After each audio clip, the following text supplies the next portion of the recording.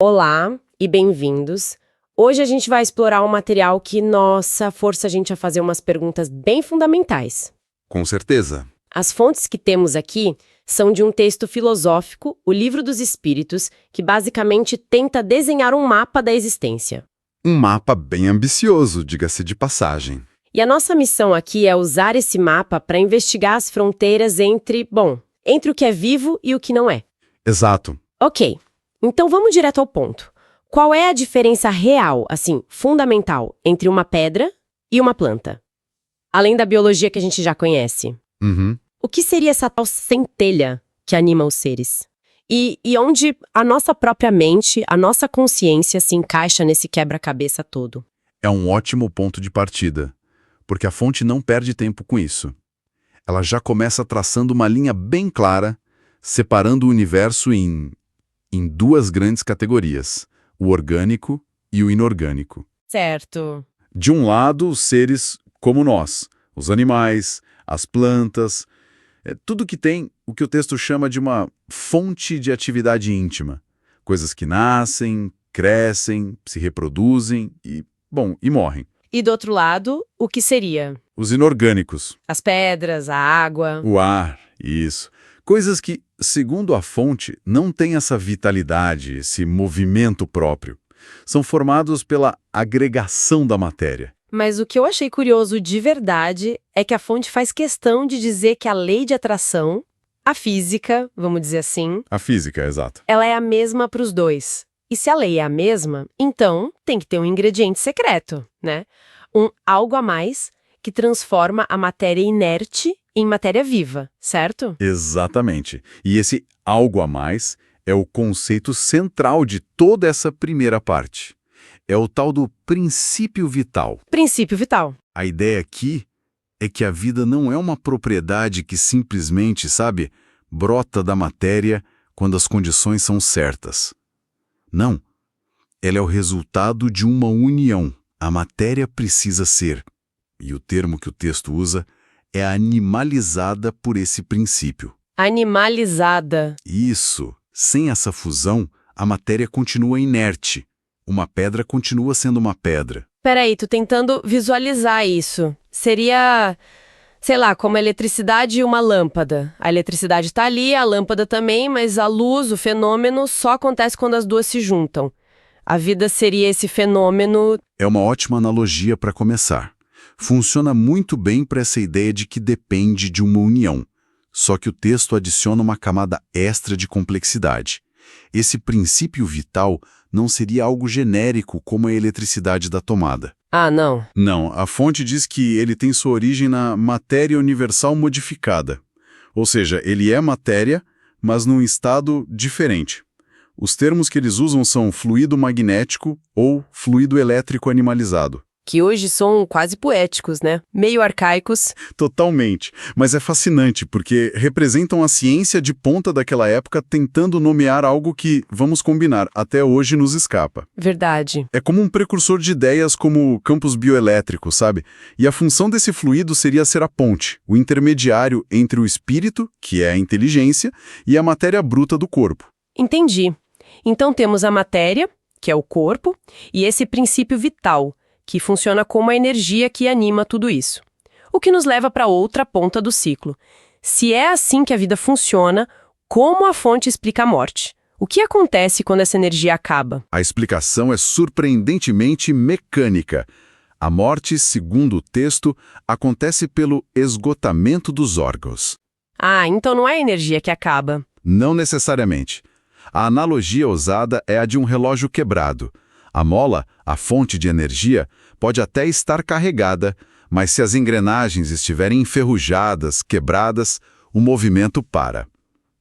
O princípio vital pode até estar ali, mas se os órgãos não têm mais condições de serem animados por ele, a vida cessa. Certo.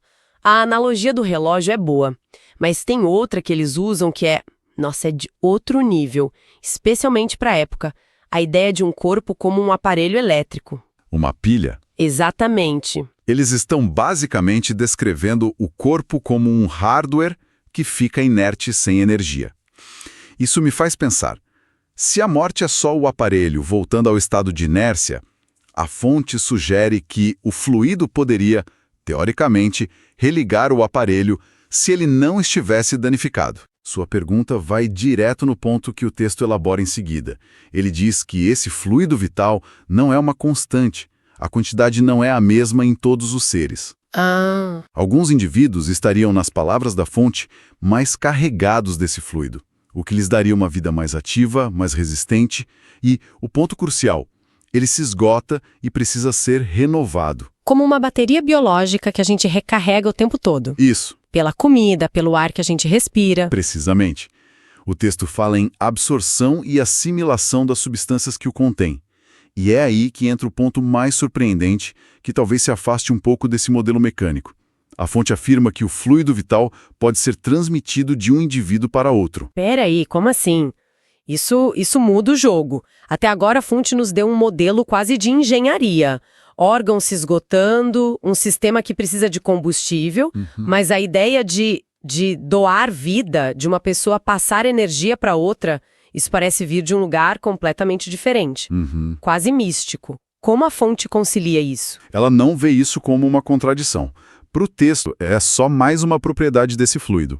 Aquele que tem mais pode doá-lo a quem tem menos. Nossa! E a fonte chega a dizer que, em certas situações, essa transmissão de energia poderia até mesmo prolongar uma vida que está prestes a se extinguir. É uma ideia que, claro, ecoa em muitas práticas de cura energética, né? O passe magnético, imposição de mãos. Faz todo sentido no contexto da época. Exato. Fascinante. E para fechar esse ciclo, o que acontece com as peças todas quando o aparelho desliga de vez? Para onde vai a matéria e para onde vai esse fluido? Aqui o modelo volta a ser muito elegante e, digamos, ecológico. Nada é perdido.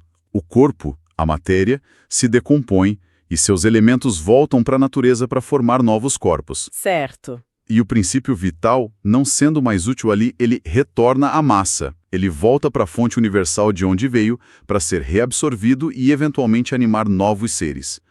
É um sistema fechado, sabe? De reaproveitamento contínuo. Um ciclo perfeito.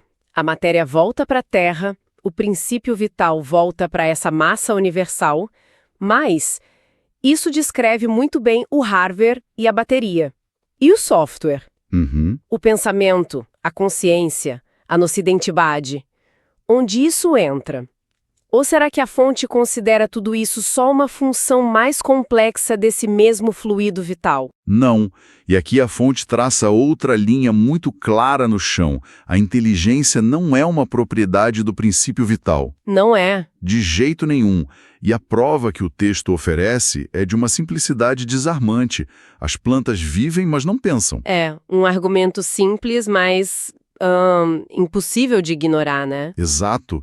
Elas têm o princípio vital em abundância, têm vida orgânica, mas não manifestam o que a gente entende como pensamento, deliberação, consciência de si. Faz todo sentido. A inteligência, para a fonte, é um atributo completamente independente. Ela só se manifesta no nosso mundo através da união de três coisas: a matéria, o princípio vital que a anima e um terceiro elemento, o princípio inteligente. Um terceiro elemento. Isso. Em outras partes do texto, eles simplesmente chamam isso de espírito. Sem esse terceiro componente, você pode ter vida, mas não pensamento. Então, para organizar essa ideia, a fonte nos dá uma espécie de escada da existência, com 3 degraus. É isso. No primeiro degrau, os seres inanimados, só matéria. No segundo, os seres animados que não pensam, tipo as plantas, matéria mais o princípio vital. Isso. E no topo, os seres animados pensantes, como nós. Matéria mais princípio vital, mais o tal do princípio inteligente. É um modelo de complexidade crescente, exatamente. E, claro, a pergunta seguinte é: de onde vem essa inteligência? Pois é. A fonte aponta para uma inteligência universal, uma causa primária. Mas, e isso acho de uma honestidade intelectual muito grande, o próprio texto admite que esse é um tema que não é permitido ao homem penetrar por enquanto. Ele reconhece um limite. Exatamente. É um reconhecimento de um limite. Por isso, para fins práticos, Ele passa a tratar a inteligência como uma faculdade individual de cada ser, aquilo que constitui sua identidade. Certo. Então, temos a inteligência como essa faculdade de pensar, de combinar ideias, de fazer escolhas. Mas e o instinto? A gente vê nos animais e até na gente. A fonte o define de um jeito muito específico, uma inteligência não raciocinada. O que isso quer dizer na prática? Quer dizer que ele não é visto como algo separado ou inferior à inteligência, mas sim um tipo diferente de inteligência. Um tipo diferente. Sim, uma que opera de forma espontânea, sem deliberação. É uma força que impulsiona o ser a agir para suprir suas necessidades, sem que ele precise pensar, ok, agora preciso fazer isso por tal e tal motivo. A inteligência, por outro lado, é sempre o resultado de um ato deliberado, de uma escolha consciente. É curioso porque a gente tende a pensar no instinto como algo primitivo, né? Quase animal. E na razão, na inteligência, como que nos torna evoluídos, superiores. Sim, essa é a visão comum. Mas o texto parece embaralhar um pouco essa hierarquia. Ele diz que o instinto não desaparece conforme a inteligência cresce. A frase é: o instinto existe sempre, mas o homem o despreza. Exato. A ideia não é que o instinto diminua, mas que a nossa razão barulhenta o ofusca, o ignora. E a fonte vai ainda mais longe, e é aqui que a coisa fica realmente provocadora. Ela sugere que o instinto, por vezes, pode nos guiar ao bem de forma mais segura do que a razão. E aqui vem o golpe final nessa nossa visão de mundo moderna, que coloca a razão no pedestal. Pode se preparar. A fonte afirma que o instinto jamais se transvia, ou seja, nunca erra, nunca se engana, enquanto a nossa tão valorizada razão pode ser falseada pela má educação, pelo orgulho e pelo egoísmo. Peraí, isso vira a mesa completamente. O instinto seria puro e a razão corruptível? É difícil de engolir isso, não? É um ponto de reflexão muito poderoso. A razão nos dá o livre-arbítrio, a capacidade de escolher. Mas essa mesma liberdade a torna vulnerável a todo tipo de distorção. O instinto, nesse modelo, agiria como um guia interno, seguro, embora não verbalizado. Certo. E para adicionar uma última camada de complexidade, a nota de rodapé que o autor, Allan Kardec, adicionou ao texto é crucial. Mostra que ele mesmo não estava satisfeito com uma definição única. Ah, é? Ele continuou pensando sobre o assunto? Sim. Na nota, ele levanta outras hipóteses. Uma delas é a de que o instinto talvez nem seja uma faculdade do próprio indivíduo, mas sim um efeito de uma inteligência externa. Externa. Externa, o que ele chama de espíritos protetores, que estariam zelando pelo ser, guiando-o sem que ele perceba. Isso não fecha a questão. Pelo contrário, abre ainda mais. Mostra uma evolução do pensamento. Uau! Ok, então vamos juntar as peças. A gente saiu da matéria inerte, passou por um fluido vital que anima os corpos, exploramos a mecânica quase industrial da vida e da morte, e terminamos nessa dança complexa entre a nossa razão, que pode nos trair a qualquer momento, e uma inteligência instintiva que, segundo uma das hipóteses, talvez nem seja nossa. É uma jornada e tanto. É uma jornada e tanto. A síntese final é que as fontes nos apresentam um modelo integrado do universo, composto por esses três elementos fundamentais: a matéria, o princípio vital que a organiza e o princípio inteligente que pensa. Certo. É um sistema de ciclos, onde nada se perde, tudo se transforma.